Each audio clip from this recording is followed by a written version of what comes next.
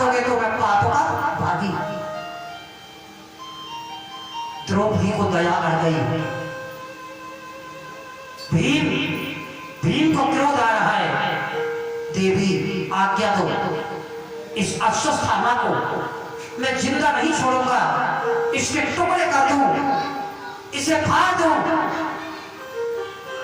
द्रौपदी ने कहा भीम धैर्य धरो, इस तरह से मारना अच्छा नहीं है। क्यों?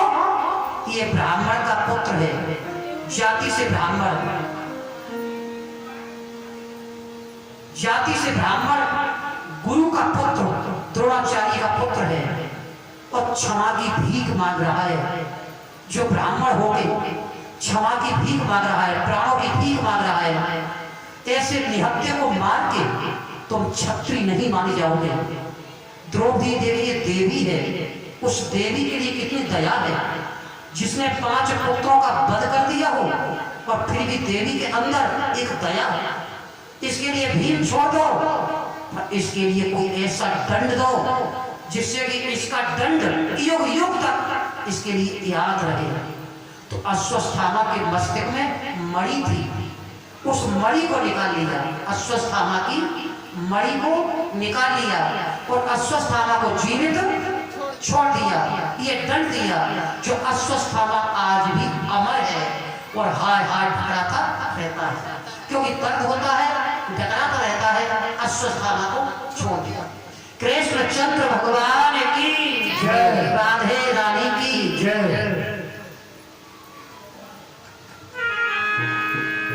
अब सुनिए आगे की कथा।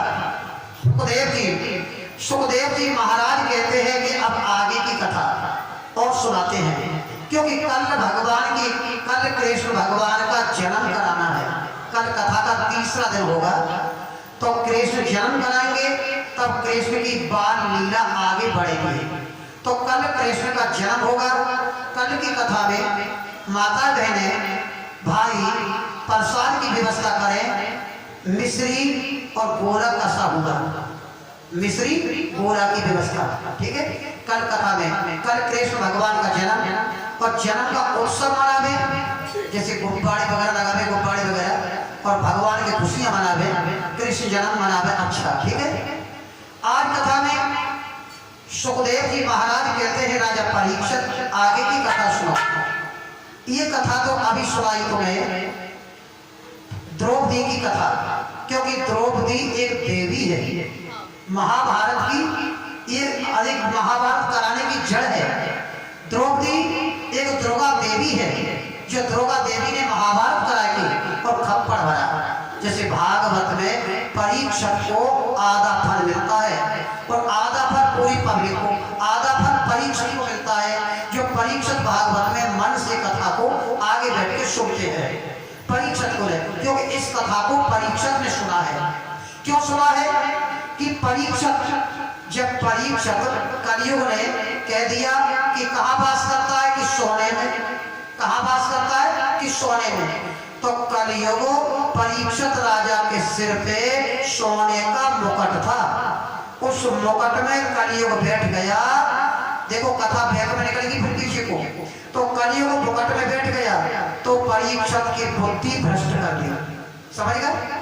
परीक्षित की बुद्धि बिगड़ जाने पे परीक्षित राजा जब लौट के वापस आए, तो रास्ते में कौन मिले? समीक ऋषि तपस्या कर रहे थे। समीक ऋषि तपस्या कर रहे थे। मरा हुआ सांप पड़ा, परीक्षित राजा ने सांप उठाया और उनके गले में डाल दिया। समीक ऋषि के बेटा का नाम है श्रृंगी ऋषि।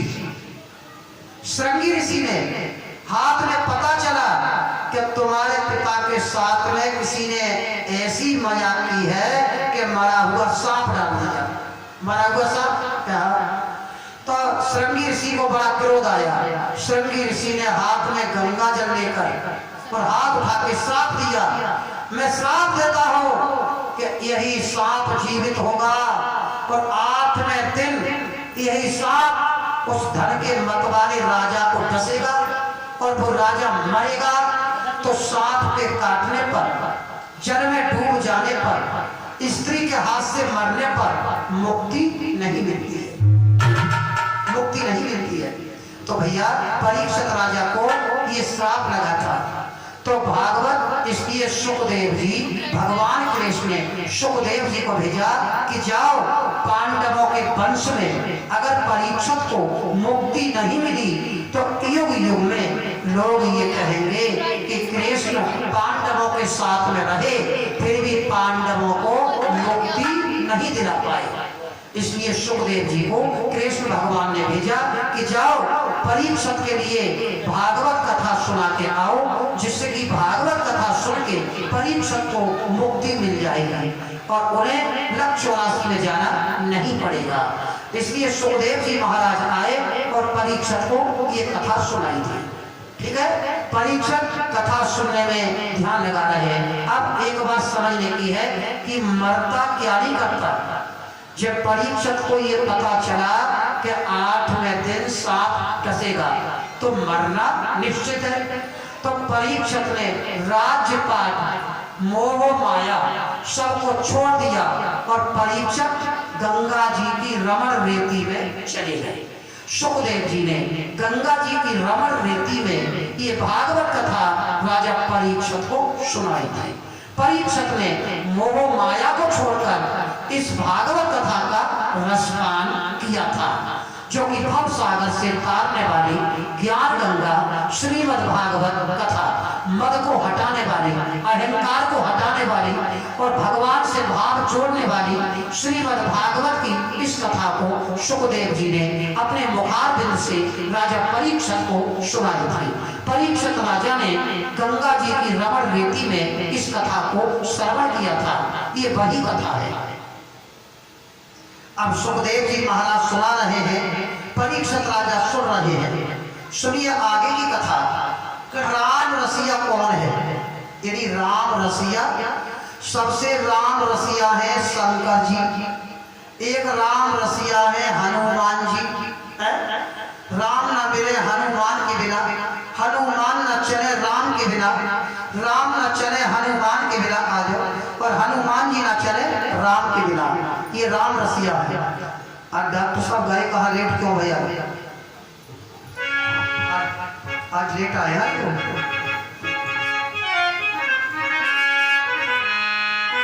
हेलो, हाँ सर। कुछ ये जो व्यवस्था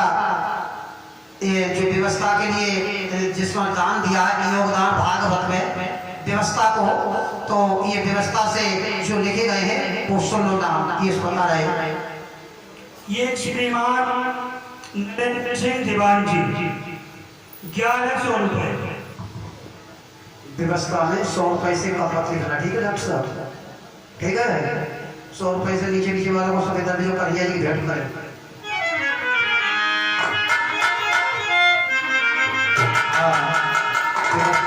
तो व्यवस्था होगी तो 100 से ऊपर होगी, 100 से नीचे थोड़ी हो जाएगी। 100 से नीचे वाले करिए जी भेंट करें।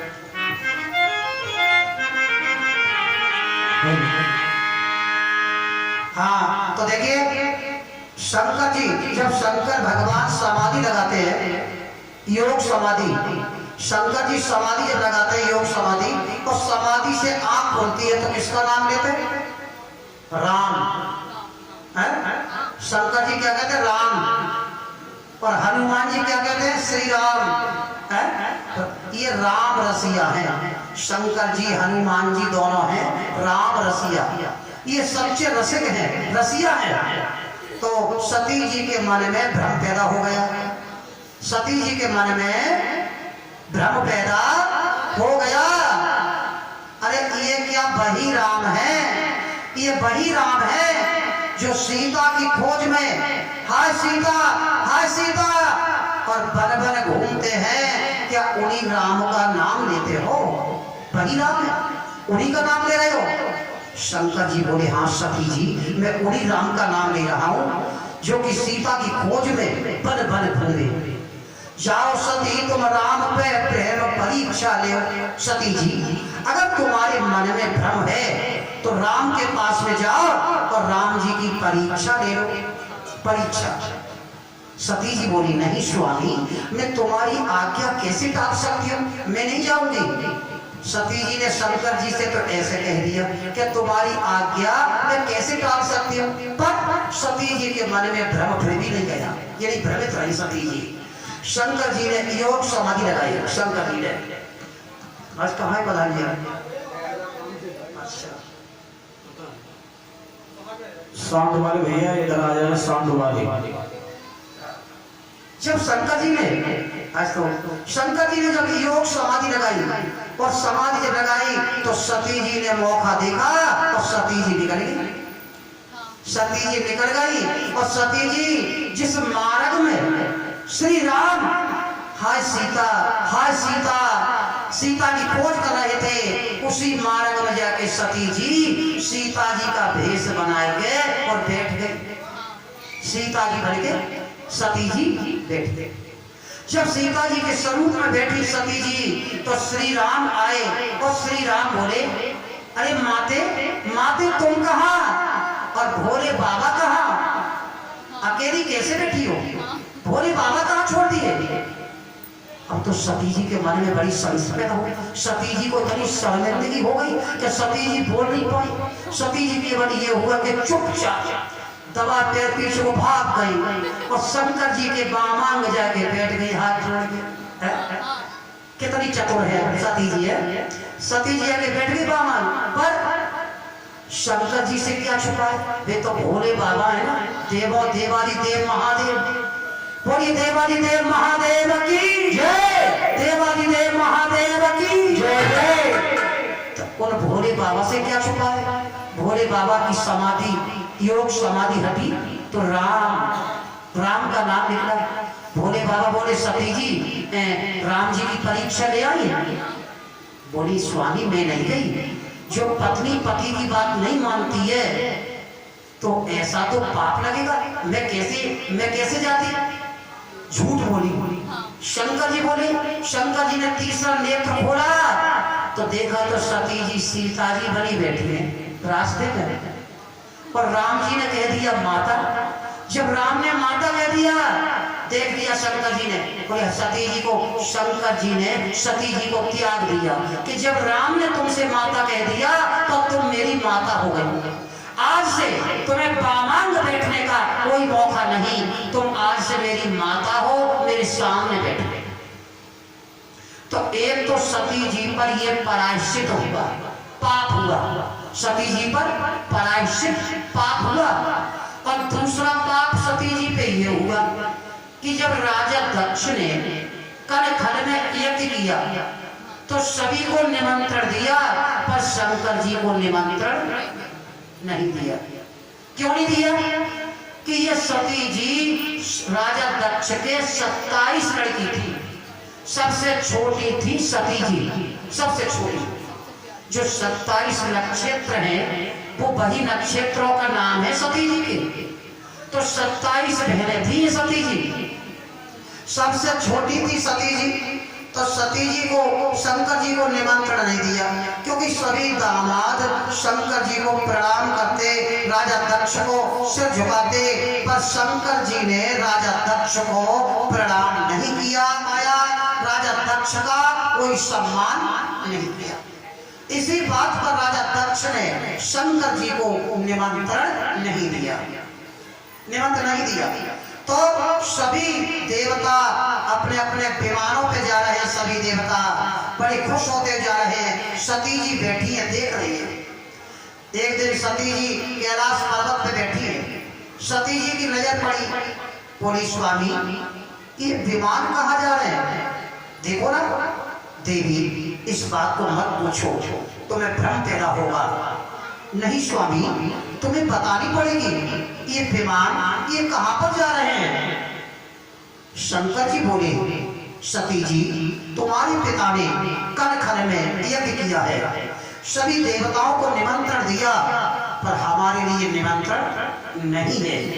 आओ नहीं, आओ नहीं, इज्जत नहीं, नहीं आंखों में स्नेह और तुलसी बहान जाइए चाहे कंचन बरसे। अगर जहां आवादन नहीं, जहां बुलावा नहीं, जहां सम्मान नहीं, वहां बिगर बुलाए सती जी कदाप नहीं आना चाहिए। अगर बिगड़ बुलाए जाएंगे तो मान हानि होगी, सम्मान नहीं मिलेगा। सती जी हट कर गए, नहीं स्वामी, जब से मेरी शादी हुई है तब से मैंने अपनी माँ को नहीं देखा, अपनी बहनों को नहीं देखा।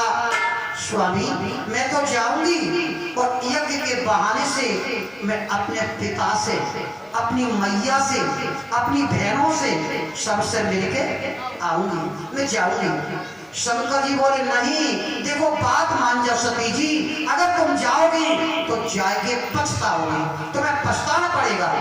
नहीं स्वामी मैं तो जाऊंगी। शंकर जी बोले नहीं जाओगी तो जाओ। शंकर जी ने 2 गण सती जी के साथ में भेज दिए सेवा को कि जाओ। अब सती जी चलते चलते चलते चलते जब कनखल में पहुंची तो माता की एक आत्मा ऐसी होती है कि माँ की आत्मा कोमल होती है। तो सती जी की माता तो छाती से लगाए के सती जी से मिली, पर सती जी की बहनें मिली मुस्कुरा मुस्कुरा के मिली। एक मुस्कावे कि देखो हमारे पिताजी ने हमें तो निमंत्रण दिया, दावत नहीं है, ये बिना दावत के घूम रही है, बिना दावत के। बहने, एक बहन बोली बहना ये बता सती जी, कभी तेरे पति कभी स्नान करते ना करते? एक बोली कोई रहने की जगह बनाई है नहीं बनाई है? एक बोली बहना कुछ खाने का प्रबंध है या रात घोल के पिए? एक बोली सिर में तेल डाल लेते कि जटाओं को जूड़ा बनाए रहे। ऐसे कह के बहने सती जी की मजाक बनाने लगी। सती जी को शर्म लगी, शर्मिंदगी लगी सती जी को कि आज मैंने अपने स्वामी की बात नहीं मानी। अगर मैं स्वामी की बात मानती तो आज मेरी यहाँ पे निंदा नहीं होती। मैंने बात नहीं मानी। चलो अब मैं यज्ञ में चल के देखूं कि यज्ञ में मेरे पति का नाम है या नहीं है। यज्ञ में सती जी गई, सभी देवताओं का आवाहन, सभी देवताओं का भोग लग रहा है। पर राजा दक्ष कह रहे हैं सुनो, कोई शंकर जी का आवाहन मत करना, शंकर जी का भोग मत लगाना, क्योंकि ये घमंडी है, इसने मेरा अपमान किया है, कभी सम्मान नहीं किया, इसलिए कोई भी इसकी पूजा मत करना। तो सती जी कह रही है अरे पिता, तेरा यज्ञ ये पूर्ण नहीं होगा, तेरा यज्ञ पूरा नहीं होगा।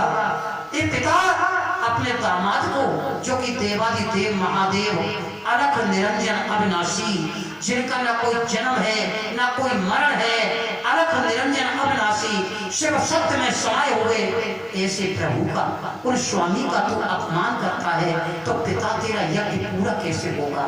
जो मान पक्ष का अपमान करता है उसका कार्य कभी सफल नहीं होगा, क्योंकि शंकर जी मान पक्ष तेरे दामाद है, उनका अपमान कर रहा है तो पिता तेरा भी अपमान है, तेरा यज्ञ पूरा नहीं होगा। सती जी विद्वान कह रहे हैं इस सती को समझाओ, इस सती को पकड़ के निकाल दो, यज्ञ में विघ्न डाल रही है। राजा दक्ष कह रहे हैं अपना मुंह फेर ले, यहाँ से चली जा, बिगर बुलाए तो क्यों आई? पिता आज तो मुझे ठुकरा रहा है जन्म देकर और उनकी भोले बाबा की निंदा कर रहा है, पर तेरा यज्ञ ये पूरा मैं नहीं होने दूंगी। सती जी को क्रोध आया और सती जी भगवान शिव में ध्यान लगा के मैं शिव की दीवानी बनूंगी और शिव के ही अगला जन्म हो तो शिव से ही मेरी शादी शिव से हो, ऐसे प्रतिज्ञा करके सती जी यज्ञ में कूद पड़ी। बोलिए सती जी मैया की। यज्ञ में सती जी कूद पड़ती हैं और यज्ञ अब हाहाकार मच गया, हाहाकार मच गया, यज्ञ में विध्वंस हो गया। सती जी ने प्राणों की आहुति दे डाली, पर मन में इस संकल्प करके प्राण छोड़े कि जब जब जन्म लूं तब तब शंकर जी की अर्धांगिनी बन, ये मन में प्रतिज्ञा करके प्राण छोड़े। सती जी के मरने पर शंकर जी के गणों ने यज्ञ को नष्ट भ्रष्ट कर दिया। शंकर जी के गण, अभी बेटा देता जी प्राप्त देंगे थोड़ी देर, बैठो बैठो, टाइम बहुत ही रहा। शंकर जी के गढ़ ने शंकर जी से जाके कह दिया, भोले बाबा गजब हो गया, मां सती जी ने यज्ञ में अपने प्राणों को छोड़ दिया। शंकर जी को क्रोध आया, शंकर जी को निर्दंड क्रोध, भयंकर क्रोध आया। शंकर जी ने अपनी जटाओं को झटका, जटा से वीरभद्र पैदा हुआ। वीरभद्र, बोले वीरभद्र की जय। शंकर जी ने अपनी जटा से वीरभद्र पैदा किया। वीरभद्र जाओ और यज्ञ को नष्ट भ्रष्ट कर दो, खलबली मचा दो, जहां आवाहन है वहां पर खून बहा दो। वीरभद्र ने जाकर और खून बहा दिया, हलचल मचा दी। शंकर जी ने क्रोध करके राजा दक्ष के त्रिशूल मारा और दक्ष का सिर काट दिया। तेरे सिर से करी लड़ाई तो फिर चक्कर चला दिया। अब रे पापी तुझको भोले बाबा ने पकड़ा, सिर काट दिया। राजा दक्ष का सिर काट दिया, हाहाकार मच गया, क्योंकि दक्ष प्रजापति राजा है, प्रजा के राजा है। पूरी प्रजा ने विनती की, भोलेनाथ कृपा कर हमारे राजा को जीवित करो। नहीं प्रजा क्या करेगी। उस समय दक्ष प्रजापति का सिर तो गायब हो गया। भगवान शंकर जी ने बकरा का सिर, दक्ष प्रजापति के बकरा का सिर लगाया, बकरा का सिर लगाया। बोलो कृष्ण भगवान की जय, शंकर भगवान की जय। बकरा का सिर लगाया, क्या तेरे सिर से करी लड़ाई तो पे चक्कर चला दिया और रे पापी तुझको भोले बाबा ने बकरा बना दिया। कीर्तन कर दिया।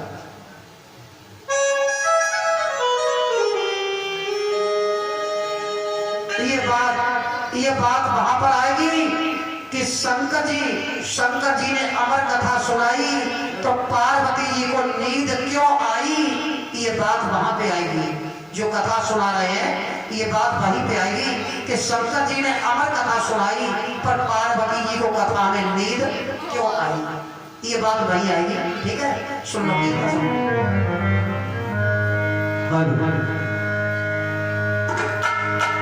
तो बड़ी रहती है कांबे पर, कन्हैया उसी को कहते हैं।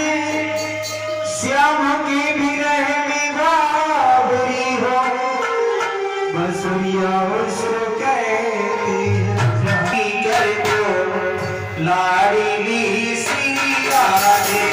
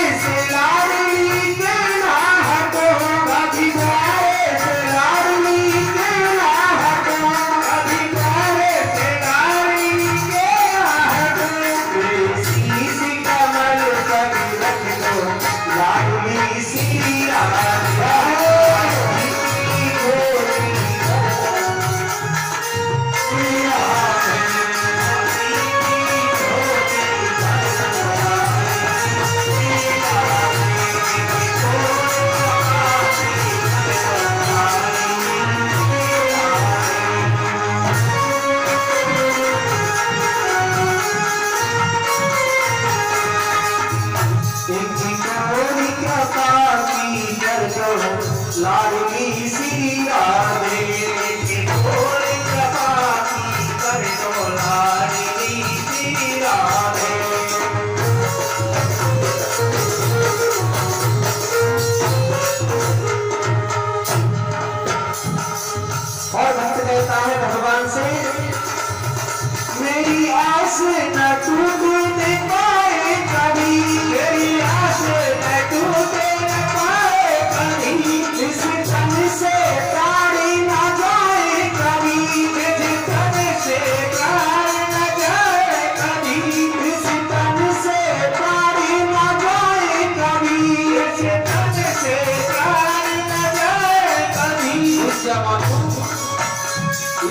मुझे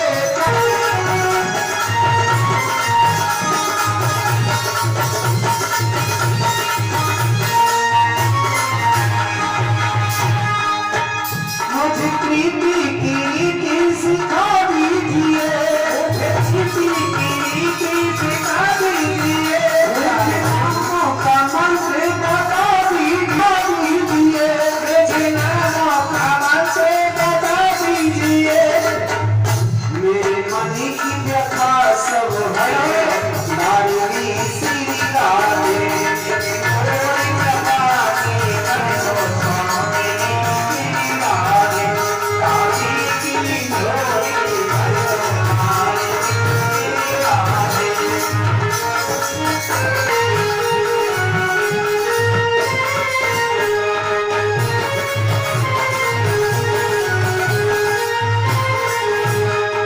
कोई कृपा की कर दो नारी श्री राधे। আমার কথা তো শুনতে শুনতে উমা के पर गए सोता कराते रहो तोता, कराते रहो